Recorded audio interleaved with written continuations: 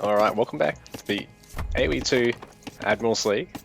The semi-finals here between TaToH, the blue trunks on Magyars, up against Dogao, and the red trunks on Teutons, and we're here on Graveyards. So, there's a lot of gold and stone scattered around the map, but it's in very small piles. I mean, very small groups of piles.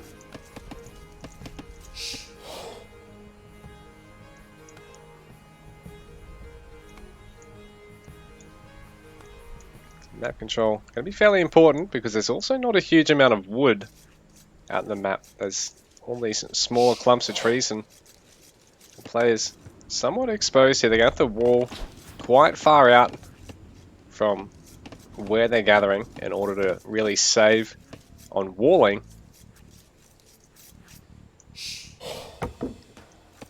The problem with that is that they've got to spend a lot anyway because they're walling such a large area. Man, it's a very cool looking map. There's quite a number of wolves out in the map too, so players are going to have to be careful of the aggressive huntables.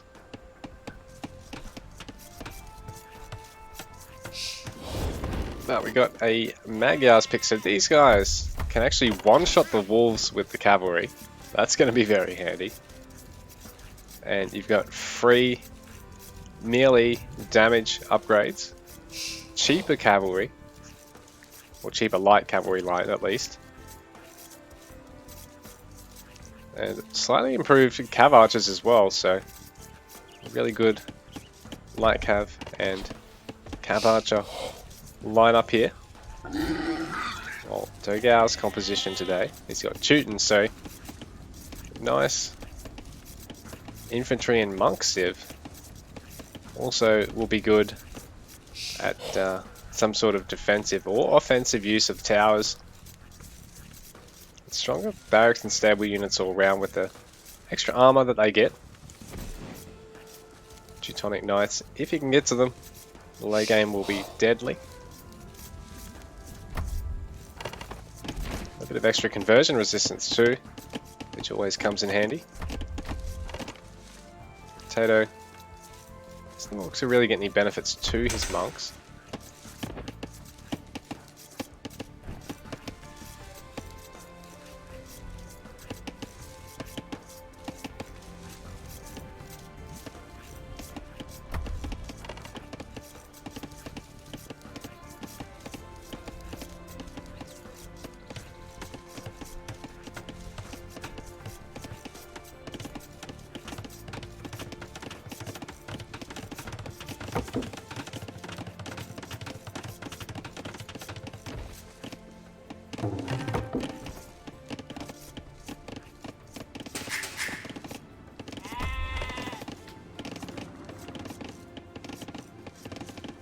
So players both aging up at 19 vils, sorry.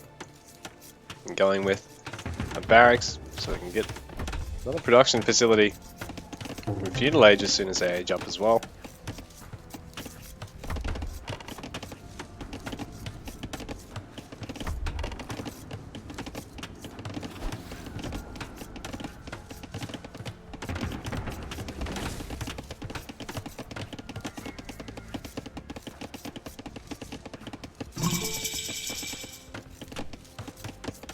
So basically identical feudal age timing there. The stables starting up for Dogao while TaToH also going for stables.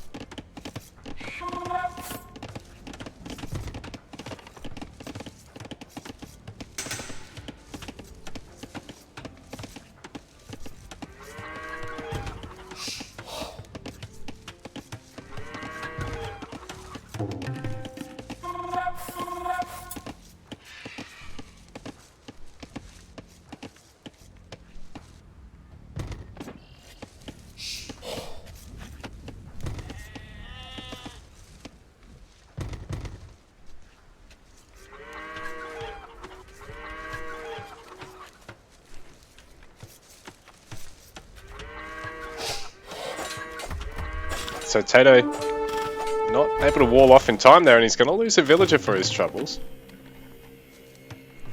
Just throw the farm up over the dead body so no one can see, bro. Fair enough.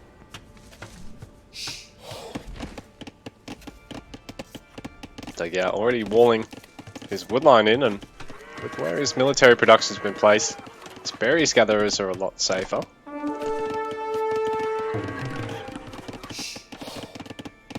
TaToH exposed wood layout here. Does have the benefit of having the spears here already. So he might be able to do a little bit of damage to the scout cav.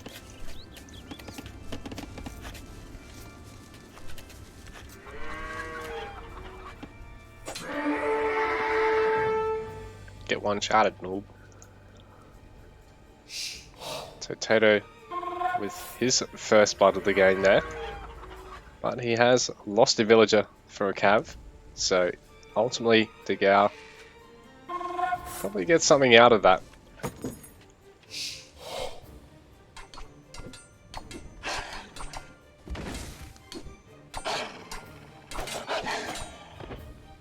Pace?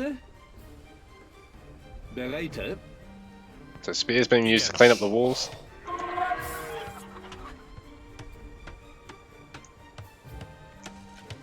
While there's no range out for either player, the spears are going to be quite solid tanks.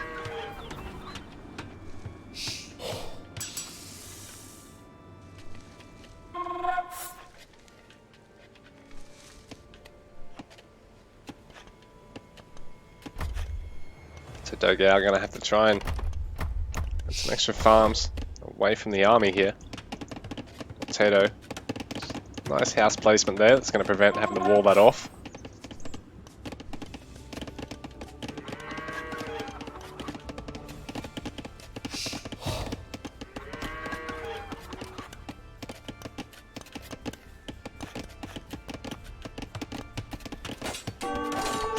TaToH trying to tear down the palisade now. So keep that gold gatherer busy for the time being. Not quite able to catch that last villager there. There's some more spears here to defend for Dogao. He's got his own cavalry army marching around the map, and TaToH hasn't quite fully walled off yet.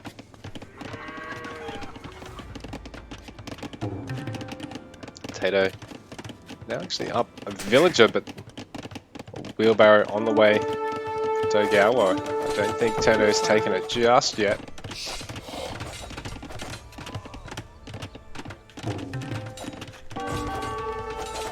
Spears falling now, and Dogao inside the walls of TaToH, so he'll be able to get a couple of villager kills here. This will be very tough, and that market's not quite finished off, so TaToH unable to actually age up until he finishes that.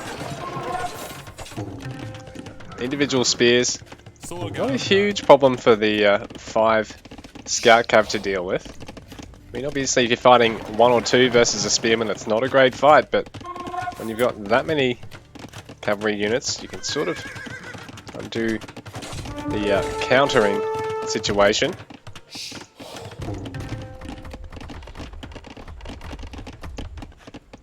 So Dogao have got a couple of kills over his opponent, but still just in the feud leads for the time being. While TaToH getting castle now.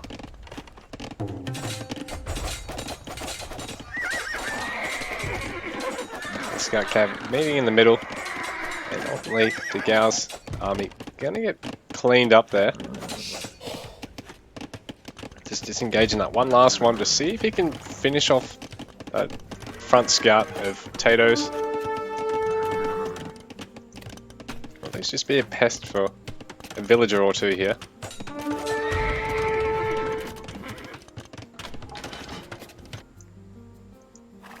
there is one scout cav left here for Dogao. He's really starting to wall himself in as well. Our players invest quite a bit into all this palisading. But TaToH, not so much, but at the same time, he's not got as much wood here to sit on. Whereas Dogao's just nicely walled off wood lines here. So TaToH's going to have to eventually expand outside these walls.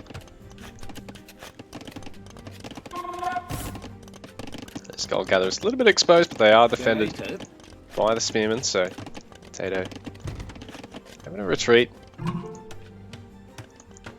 It's taking Castle Age, but Dogao is finishing up now, and he is up by a couple of villages. Not seen an immediate town centre placement here for TaToH either, but he has managed to kill one of the walling villages there. He's going to want to be careful of that Spearman.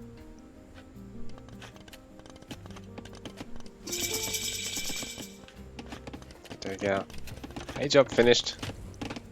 TaToH still no second and third town centre placement just yet.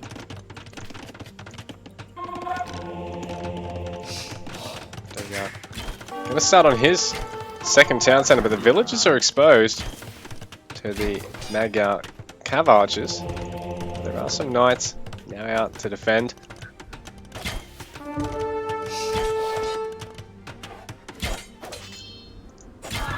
Players having a micro really well here, but one of those scout cavalry falling.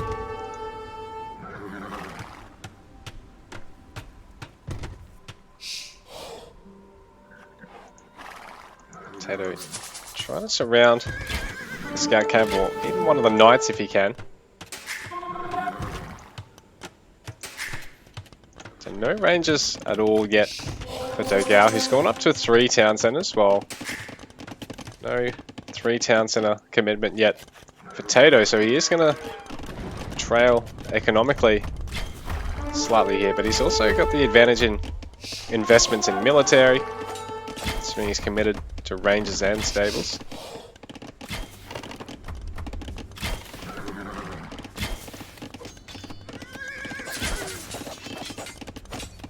Scouts pulling away some knights, picking off a villager there, and another.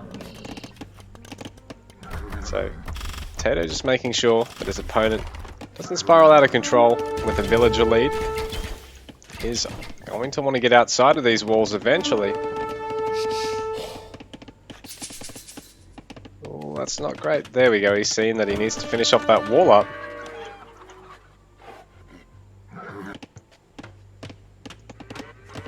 A university here. So TaToH's either getting upgrades from that, or he's going to look at going straight to Imperial Age. Because he's only on the 1 town centre for the time being, and Dogao's all the way up on 3, so it'll be a little while, but eventually that eco lead is really going to translate to an improved total resource pool with all the extra gathering.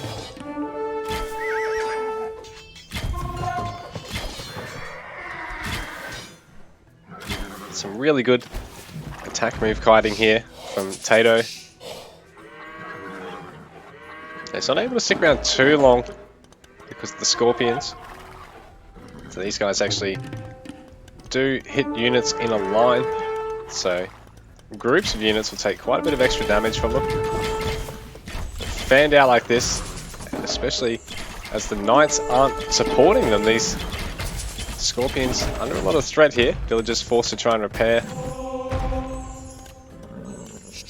A lot of those Cav Archers are getting quite low, so Dogao just managed to sneak in a scout, but it gets finished off. TaToH still 1 town centre.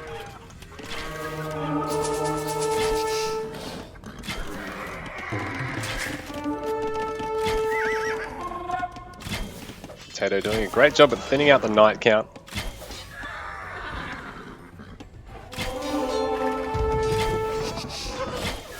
The low health ones are actually at the back here, not being focused down.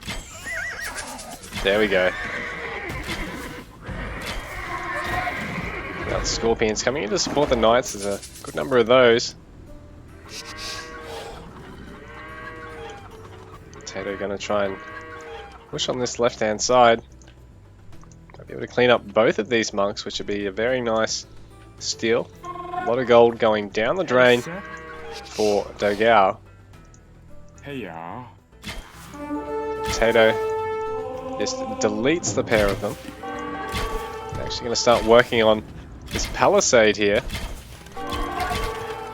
Well, it looks like Dogao is just going for it as well, trying to find somewhere to attack that he's not having to fight. Not going to get kited under the town centre. Villages being picked off there by TaToH. Others being garrisoned. And this catch by Dogao is quite nice because TaToH doesn't really have anything back here to defend it. So these gold gatherers are having to just run back towards the army. But TaToH, he's found a way through to his opponent's base. Yeah. He's also bringing his gold gatherers up so he can probably just put a town centre or a castle down here to keep these guys safe. Meanwhile, there's a lot of cav archers in Dogao's base, so he's going to have to be very careful to not lose too much eco. Knight being converted there by TaToH.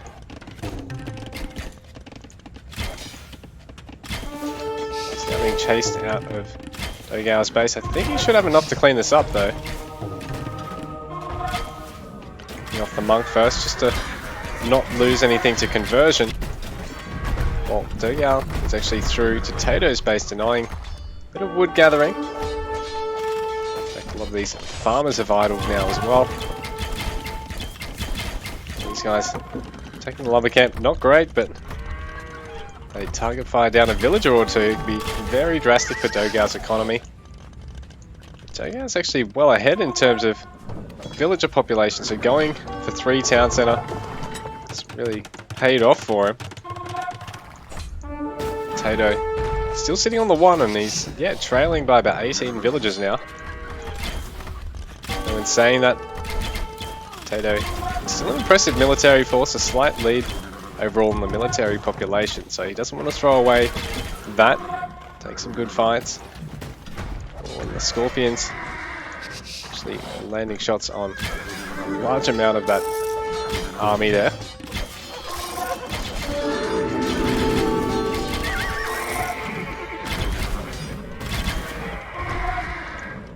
More knights being picked off for only a couple of the cavalry archers there.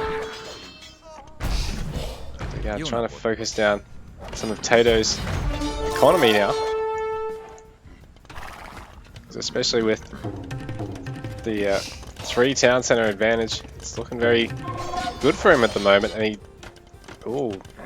TaToH still has a couple of scouts hidden up the back of the base. Not a lot of health on them though, so with no upgrades and not a huge amount of health on them, you have to try and hit some of the smaller numbers of villagers away from the town centre.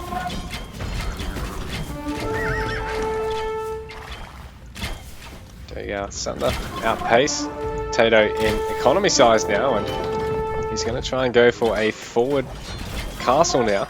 He can definitely afford to sacrifice some villagers doing this. GG is a call from TaToH, and Dogao takes the game.